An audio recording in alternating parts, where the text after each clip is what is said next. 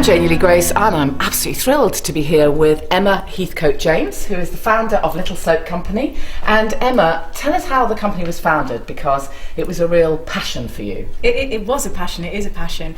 My grandmother always used to use soap, and when she died we had a massive load stockpiled. Obviously stocks dwindled, I started needing to look around, it was me and my family, to buy soap.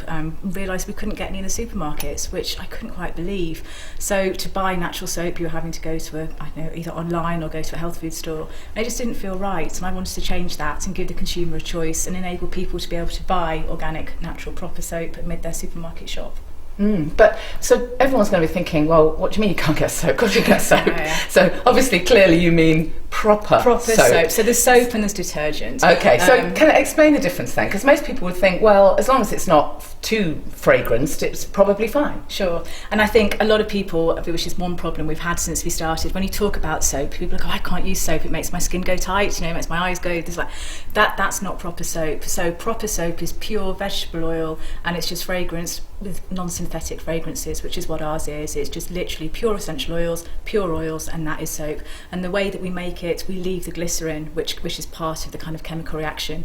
We saponify the oils, and during that saponification we get glycerin occur naturally. We keep that in, and that's what makes our soap, proper old granny's traditional soap, really. Yeah, and we've come so far from that, haven't we? Because now people talk a lot about antibacterial soaps and hand oils. You shudder. I mean, I am also anti the antibacterials, big time. But for anyone who's concerned about that, tell us your theory around that. I don't know. I think the antibacterials, they strip our skin. We want to be feeding our skin. Oil is skin food, and we should be feeding it, not stripping it back. The more we strip it, the more we need to moisturise. People keep asking, are we going to have moisturisers in our range? We don't need it, because the soap is giving us moisture, and our body absorbs exactly what it needs. So in terms of the anti-bac things, no, I think steer clear of them at all costs, and have a Google. It speaks for itself, really. Yeah, and I know that you've made your range, even though of course it is going to be more expensive to do it this way, sure, you've made it very affordable, and in fact you're even on the high street, which is amazing, because a lot of things I tell people to go buy sure, this, they can only buy online. And that was what was imperative when I started the business, is that it has to be accessible to everybody. I didn't want to have an organic soap that was £12-15, and the way we've been able to do it is by all the supermarkets helping me to do that. We're able to make an incredible volume. So when I started making by hand, we were making about 350 a day. Now on the machines we can make about 20,000, so it's a completely different monster. And because we're making in such big quantities, we're ordering in big quantities, therefore the oils come in, the oil prices come down.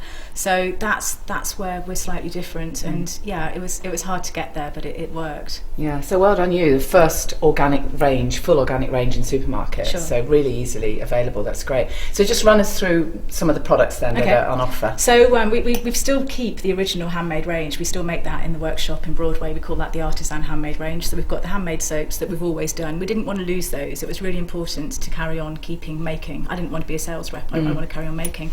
So then what we make on the machinery, in big bulk, which is in all the big supermarkets, we have 5-6 bar soaps we have now.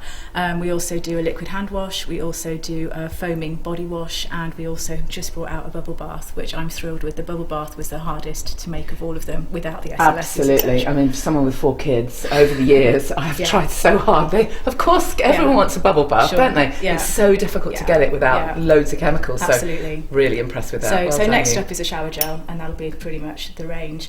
We're going to go into candles. We're sorting out making craft kits, so people can actually make things and realise how easy it is to make pure natural products on their own kitchen table, which is how I started off. It's totally doable to do that. Excellent.